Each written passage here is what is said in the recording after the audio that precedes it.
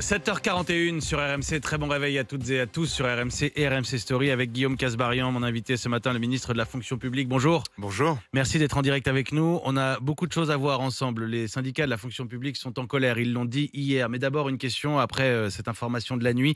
Ces scènes d'une rare violence hier soir dans les rues d'Amsterdam. Des supporters du club israélien, le Maccabi Tel Aviv, pourchassés dans les rues, tabassés, jetés à l'eau même pour certains. Nous en France, dans 6 jours, on a le match France-Israël qui sera accueilli au Stade de France. Est-ce qu'on peut le maintenir? Est-ce qu'on peut continuer d'accueillir du public? Oui, alors les images qui nous parviennent d'Amsterdam sont choquantes. Il s'agit d'actes antisémites graves.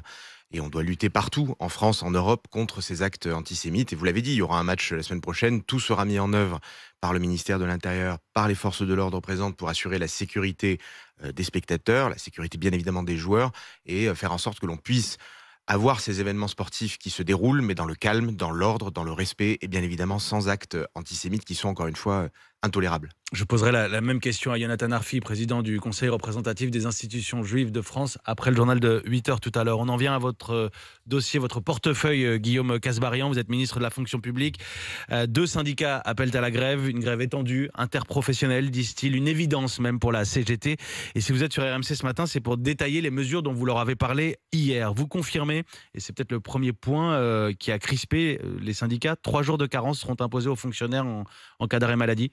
Je confirme ma détermination et celle du gouvernement à mener à bien un plan de lutte contre l'absentéisme qui contient effectivement des mesures de responsabilisation, 3 jours de carence dans la fonction publique, dans un rapprochement avec le privé, et une baisse de prise en charge de 100% à 90% au-delà de la carence pour limiter en tout cas les phénomènes d'absentéisme qui ont ces dernières années bien augmenté, avec des chiffres alarmants sur lesquels ma responsabilité est d'agir plutôt que de mettre le sujet Ils appelaient aussi sous le tapis. à des mesures Donc, pour répondre à cette inflation d'arrêt maladie pour leurs conditions de travail. bien sûr, il y a à l'intérieur, je vous le disais, 2 mesures de responsabilisation, carence et baisse de prise en charge. Il y a aussi des mesures d'amélioration des conditions de travail qui font partie des discussions avec les syndicats. Il y a des mesures de débureaucratisation pour les agents, pour faire en sorte qu'ils aient moins de tâches administratives pénibles dans leur journée de travail. Il y a des mesures de protection fonctionnelle pour éviter que des agents se fassent agresser, ou en tout cas pour que l'administration soit vraiment à leur côté, eux et leurs familles, quand ils se font agresser, pour là aussi limiter l'impact d'un arrêt de travail et de difficultés d'absence qu'on peut observer dans certains services. Bref, c'est un plan global de lutte contre, de prévention et de réduction de ces absences que l'on peut observer dans la fonction publique.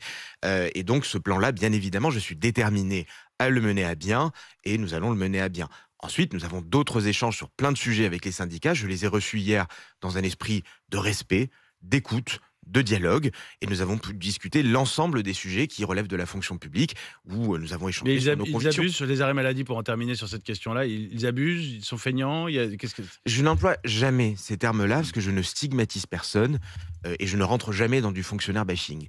Je regarde les chiffres et il se trouve que oui, les arrêts maladie ont significativement augmenté depuis 10 ans dans la fonction publique. On est à 77 millions de jours d'arrêt par an. C'est à peu près l'équivalent de 350 000 équivalents temps plein. C'est plus que les effectifs de la Poste ou plus que les effectifs de la SNCF. Et il se trouve que ce taux, le nombre de jours d'absence chez les fonctionnaires est plus élevé. En tout cas, c'est encore plus vrai dans la territoriale et dans l'hospitalier. Mais ce chiffre-là est plus élevé que dans le privé. Et donc, plutôt que de dire je laisse filer, je ne m'en occupe pas, ma responsabilité, c'est de dire la vérité et d'agir dans un contexte budgétaire qui est très difficile, avec un plan qui permet effectivement de réaliser 1,2 milliard d'euros d'économies. Donc Parce je qu'on prends cherche mes aussi effectivement responsabilités sur le sujet. des économies. C'est Tout à aussi fait. l'enjeu national. Le SMIC a été augmenté le 1er novembre dernier. Est-ce que le gouvernement va revaloriser le point d'indice? Alors, je l'ai dit aussi avec un discours de vérité aux syndicats, le contexte budgétaire ne nous permet pas cette année d'augmenter le point d'indice. Il ne nous permet pas non plus d'augmenter et de verser la prime JPA, qui est une prime de La garantie valorisation individuelle de pouvoir d'achat.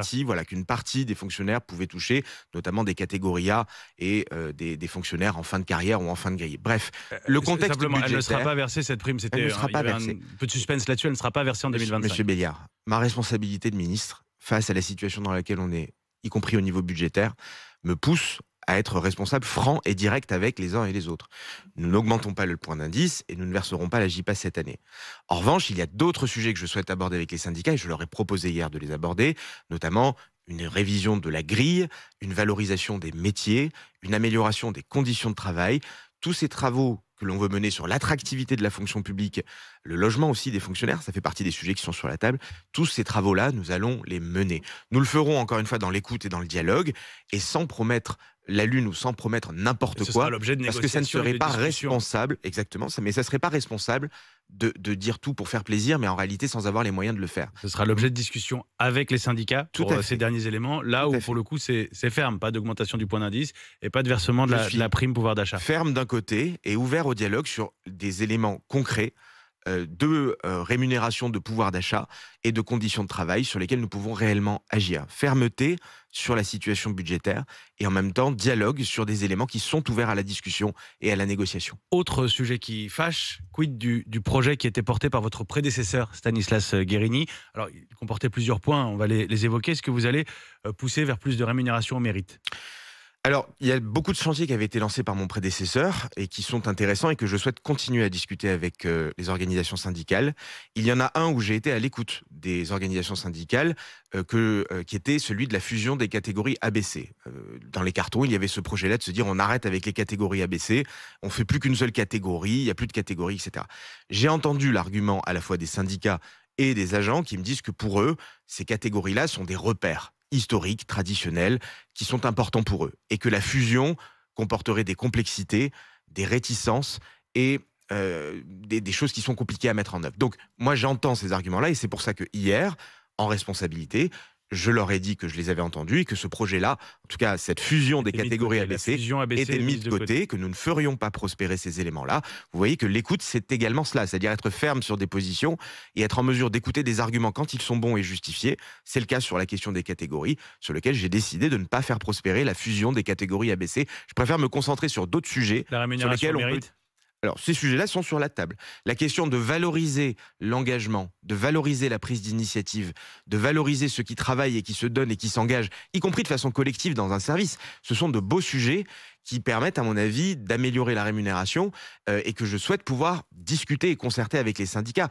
Je n'ai pas de cible en tête préconçue et c'est ça le sens du dialogue et de l'échange, mais ce sont des sujets qui restent sur la table. Vous avez évoqué une réforme du statut, avec notamment évidemment la question de ce qu'on appelle un peu abusivement l'emploi à vie, la possibilité de licencier pour insuffisance professionnelle. Est-ce que vous allez avancer sur ce terrain-là qui est un sujet brûlant pour eux ? Sur le sujet, en tout cas, de la gestion de carrière, du moment où on accède à la fonction publique jusqu'au moment où éventuellement on en sort, et éventuellement on en sort parfois même pour des questions d'insuffisance, c'est là aussi des sujets que le ministère a depuis longtemps travaillé, sur lesquels il faut pouvoir échanger pour répondre à des besoins concrets de managers, de chefs d'administration et de services sur lesquels vous pouvez avoir des personnes qui n'ont peut-être pas vocation à rester dans un service parce qu'il y a une insuffisance, parce qu'il y a de la toxicité managériale et sur lesquels ce ne serait pas responsable de dire là aussi, bah écoutez, on fait semblant de ne pas voir ce problème-là et on continue comme si de rien n'était. Et donc, Ma responsabilité aussi, c'est terrain-là. d'avancer sur ce sujet dans le dialogue et dans la concertation. Mais ces sujets-là feront l'objet de concertation avec les syndicats, bien évidemment. Vous allez réformer le statut de la fonction publique ? Sur le statut, ça dépend. Il y a plusieurs choses qui changent en permanence sur la question du statut. Le statut n'est pas quelque chose de figé, c'est quelque chose qui évolue avec le temps. En tout cas, la question de pouvoir, en cas d'insuffisance professionnelle, se séparer d'un élément qui est toxique et qui nuit au service, et plutôt que de le muter ou de le garder dans les murs alors qu'il y a un problème, c'est des questions qui existent et qui se posent aujourd'hui. Il y a des outils déjà pour agir aujourd'hui. Vous le facilitez, quoi. La question, c'est est-ce que dans les cas où on n'y arrive pas, est-ce qu'il y a une question de méthode ? C'est pas forcément une modification législative d'ailleurs à faire, ça peut être des modifications réglementaires, mais je souhaite pouvoir en discuter pour ne pas laisser des services entiers minés par éventuellement l'insuffisance d'un élément qui pose problème. Ma responsabilité, encore une fois, c'est pas de mettre le problème sous le tapis. Ces annonces, les jours de carence, les 90% de rémunération en cas d'arrêt maladie, pas d'augmentation du point d'indice, pas de versement de la prime pouvoir d'achat. On retire la fusion des catégories ABC. Voilà ce que vous leur avez annoncé hier. Ils sont sortis en menaçant d'une grève d'un mot. On aura des trains à Noël ? Écoutez, moi je ferai en tout cas tout pour garder un dialogue constructif, ouvert et sérieux. Je ne suis ni dogmatique, ni un idéaliste qui va promettre tout et n'importe quoi. Et je serai ferme sur mes positions, voilà, tout en étant ouvert à la discussion. Donc voilà, moi je ferai mon rôle de ministre, c'est-à-dire de servir l'intérêt général, de servir les Français. Charge aux syndicats aussi de représenter l'intérêt général, et je suis sûr qu'ils le feront, et donc d'être responsable dans les dialogues qui s'annoncent dans les semaines qui viennent. Merci Guillaume Kasbarian, Merci. ministre de la fonction publique, de la simplification et de la transformation de l'action publique. en direct sur RMC ce matin, d'avoir fait ces annonces auprès de nous. 7h51.